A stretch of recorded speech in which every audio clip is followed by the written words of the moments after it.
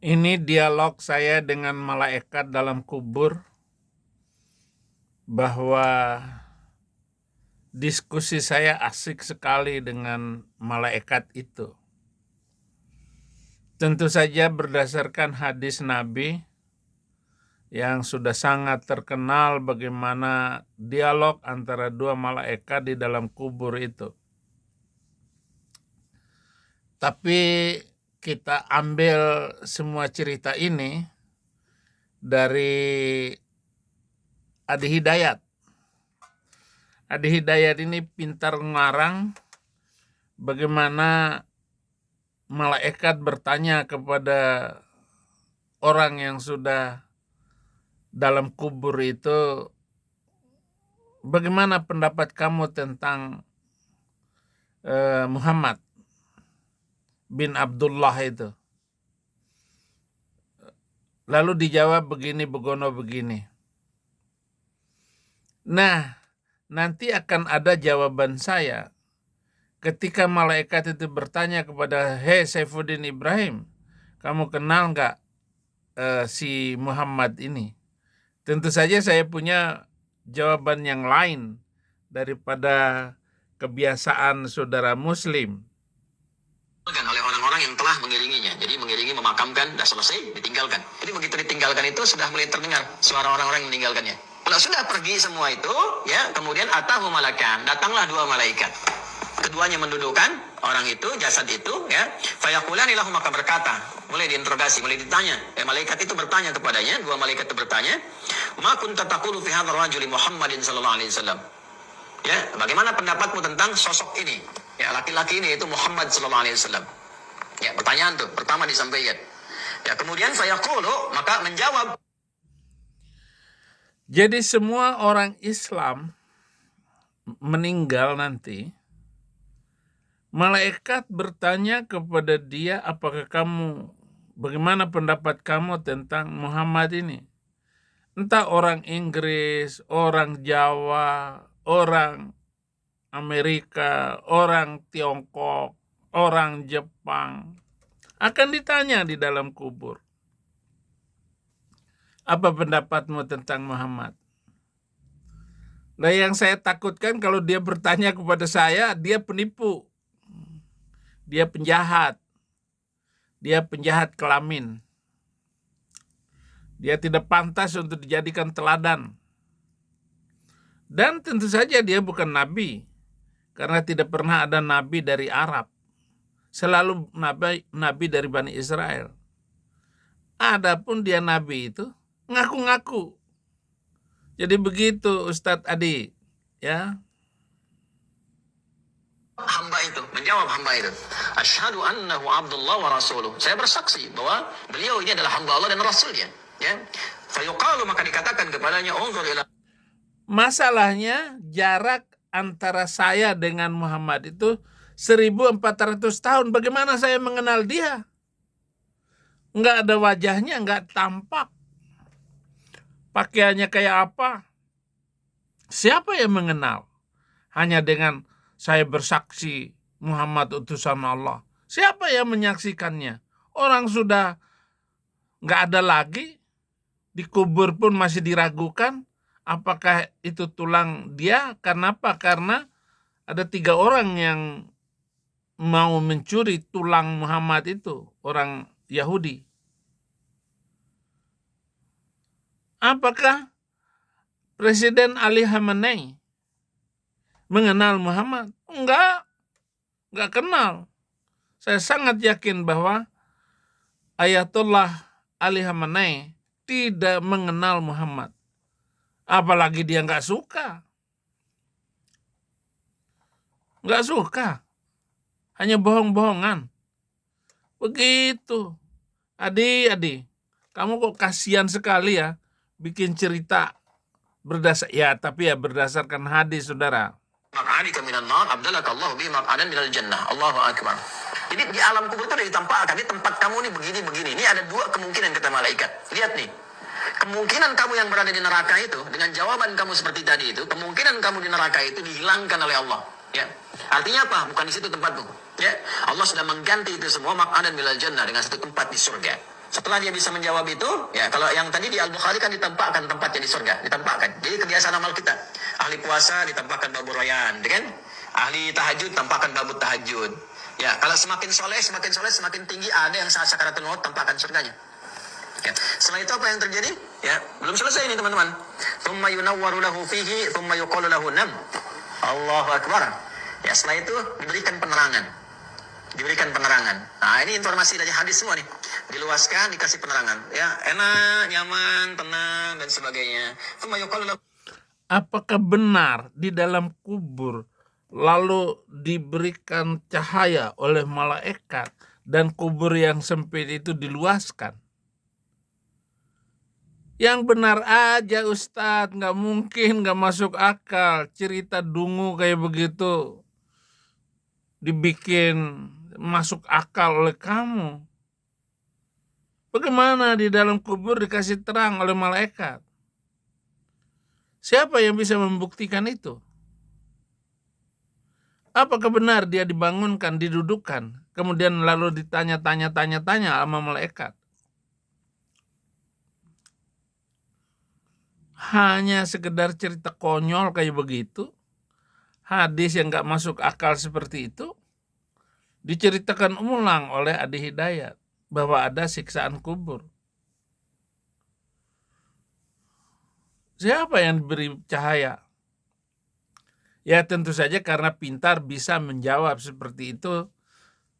Siapakah Muhammad itu? Oh, kalau saya orang tetap jujur. Di dunia jujur, di akhirat apalagi, saya pasti jujur. Kalau ditanya tentang siapa Muhammad, dia itu yang saya baca dalam hadis. Manusia laknat. Masa anak perempuan kecil dilamar sama dia, nikah umur 6 tahun, lalu ditiduri umur 9 tahun. Anda membayangkan bagaimana orang umur 54 tahun kawin dengan perempuan umur 6 tahun?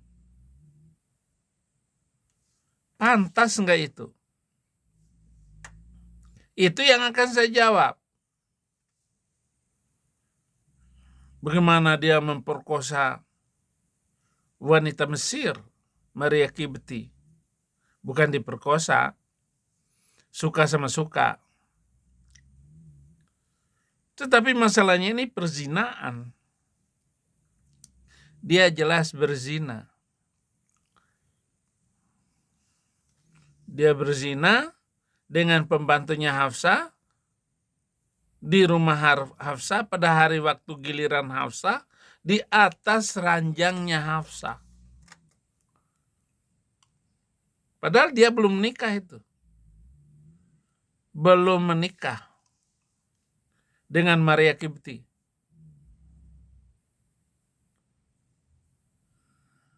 Pembantu. Sampai turun surat 66 ayat 1. Ya ayuhan nabiyyu lima tuharrimu ma ahallallahu lak tabagi mardata azwajak wallahu ghafurur rahim. Menghalalkan yang haram, mengharamkan yang halal. Ini mana itu ceritanya? Mana ada hukum kayak begitu? Dia bikin sendiri hukum dengan pura-pura ada ayat dari langit yang diturunkan. Gak bisa dong. Wah, dia yang membantai, menghabiskan 5 suku Yahudi itu. Dihabisin. Dan 1 suku Najran dibantai, dihabisin oleh Muhammad. Bagaimana bisa mempercayai Nabi kayak begitu? Saya akan jawab seperti itu. Malaikat, yang benar aja lu nanya. Kalau kamu nanya tentang bapak saya, baru saya bersaksi. Siapa bapak saya? Ini orang sudah 1400 tahun yang lalu meninggal. Wajahnya kayak apa? Fotonya nggak ada, filmnya nggak boleh. Hanya tulis Mamat Mokondo. Adik-adik, janganlah bikin video yang bisa saya serang, yang bisa saya balikin. Di dalam Kristen gak diajarkan siksaan kubur. Makanya ajaran aneh itu. Adik-adik. 6.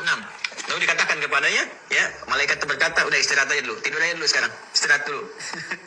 Ya, Masya Allah, ya disuruh istirahat, ditampakkan surganya, nikmat semua, tempatnya luas, tempatnya lebar, ya. Kemudian, fayaqulu arji' ila ahli fa akhbirhum. Allahu akbar. Ya, Allahumma shalli ala sayyidina Muhammad. Fayaqulu arji'u ila ahli. Jadi setelah disuruh lesehan, duduk-duduk, mayat itu disuruh kembali kepada keluarganya. Ceritakan, biar nanti kamu cepat nyusul saya, di sana lebih enak daripada tinggal di rumah reot. Gubuk bambu seperti itu. Jadi itu yang disuruh oleh malaikat kepada si mayat ini. Suruh kembali lagi. Dari dulu nggak ada mayat kembali lagi ke rumah. Ngawur. Nggak percaya. Mayat disuruh kembali lagi. Jalannya begini-begini gitu. Pocong. Dari mana cerita pocong ini kembali lagi ke rumah? Ini Adi Hidayat benar-benar akal-akalan ini orangnya. Ya, fa'akhbiruhum. Maka mayat itu berkata, aku bisa nggak pulang dulu? Aku ingin kabari keluargaku. Jangan mengatakan, jangan banyak meratap, jangan sedih. Cepat siap-siap beramal. Aku lebih nikmat di sini. Kalau bisa cepat nyusul ke sini. Di sini lebih enak dibandingkan dengan tempat yang kamu tinggali sekarang. Arji'u ila ahli fa'akhbiruhum. Ya, aku mau pulang, ya, mau kembali dulu ke keluargaku. Aku pengen ngasih tahu, kalau bisa beramal. Cuman nggak mampu, nggak bisa, gitu kan? Maka diperintahkan oleh malaikat, fayaqulani nam kanaumatil arusil ladzi la yuqidhuhu illa ahabbu ahli ilaihi. Allahu akbar. Kamu tidur aja seperti tidurnya pengantin yang nggak akan terbangunkan kecuali oleh yang paling mencintainya, baru dia bangun. Ya, maka ini menggambarkan suasana kenikmatan di alam kubur dikasih sedemikian rupa. Maksudnya apa? Sampai nanti Allah tetapkan hari kebangkitan tiba baru bangun. Jadi kubur itu tempat istirahat aja. Ya, Masya Allah diapresiasi tinggi. Udah, kamu udah lelah. Uni Rifa, kamu suka debat dengan saya. Kamu mengatakan bahwa saya menghina dan menghujat, menjelek-jelekan Islam. Enggak kok. Ini Adi Hidayat, ustadz terkenal, kecerdasannya luar biasa. Tetapi hanya begitulah kemampuannya. Daya nalarnya kemana? Kok dipercaya cerita kayak begitu? Bagaimana Muhammad pura-pura tahu bahwa di dalam kubur orang lagi disiksa? Saya sangat tidak percaya seperti itu. Nggak mungkin. Akal-akalan nih Muhammad. Tapi pintar membuat orang itu percaya begitu ada yang cerita dia itu. Kamu di dunia tolak tolak. Ya ayuhal insanu innaka kadihun ila rabbika kadhan famulaqi. Kamu udah berusaha sebaik-baiknya, ya, udah luar biasa lelah kamu. Sekarang lelah kamu istirahat aja. Karena udah nanti ada kebangkitan, tegang lagi macam-macam. Udah jangan sibuk lagi, udah nggak ada amal lagi, selesai kamu. Nggak ada jejak lagi. Makanya disebut alamnya kubur karena nggak ada jejak amal lagi setelah itu. Dan diam aja di sini istirahat. Istirahat sampai kebangkitan tiba dan sebagainya. Kecuali nanti yang Allah kehendaki karena hikmah-hikmah tertentu, hal-hal tertentu. Ya, misalnya dia bermohon kepada Allah, dengan terus kitanya sering mendoakan, terus ngirim kebaikan-kebaikan, dengan ya dengan doa-doa, dengan amal soleh, dengan sedekah. Itu ada yang diperkenankan, melihat dalam mimpi, dengan ngasih isyarat, senyum, bahagia, macam-macam. Ada yang demikian dengan kehendak Allah Subhanahu wa taala. Itu babnya tersendiri. Nanti begitu masuk bab itu kita terangkan sehingga paham dengan ilmunya. Ya, bagian terakhirnya hatta yab'athahu Allahu min marji'ihi dzalika, ya. min madja'ihi dzalika, sampai Allah membangkitkan dari tempat beristirahatnya itu. Wa in kana munafiqan qala sami'tu an-nasa yaqulu faqultu mithlahu la adri. Tapi kalau orang munafik, ya orang munafik diminta untuk bersyahadat mengenali Rasulullah, dia nggak bisa. Tadi kayak di Al-Bukhari, dia berkata, ya sami'tu an-nasa yaqulun, saya dengar manusia banyak bicara, orang-orang banyak menyampaikan begitu. Ya faqultu mithlahu la adri. Maka saya pun ya menyampaikan seperti itu aja, saya nggak tahu sosok ini siapa, ya kan? Saya nggak tahu harus mengatakan apa, ya. Fayaqulani qad kunna na'lamu annaka taqulu dzalika. Maka malaikat itu mengonfirmasi, kami juga tahu kebiasaan kamu pasti nggak pernah kebiasaan begitu. Kamu nggak pernah ibadah, nggak pernah ucapkan itu, nggak kenal dengan siapa sosok ini. Jadi dihardik oleh malaikat, la daraita wala talaita. Kamu ini nggak ngerti, nggak tahu, ya, karena nggak pernah belajar baca, nggak pernah pahami. Kenapa dikasih Saya sangat tidak percaya bahwa saya mengenal Muhammad ataupun Adi Hidayat mengenal Muhammad ataupun Ayatullah Ali Khamenei yang sudah innalillahi itu. Enggak, datang malaikat. Kamu kenal dia? Mana aku tahu, mana aku tehe. Sekarang saya tanya kepada saudara-saudara muslim, bisa nggak kamu menjawab itu nanti di akhirat? Di dalam kubur. Bisa nggak kamu menjawabnya? Nggak bakal, orang sudah putus nyawanya, kok diajak ngomong rohnya.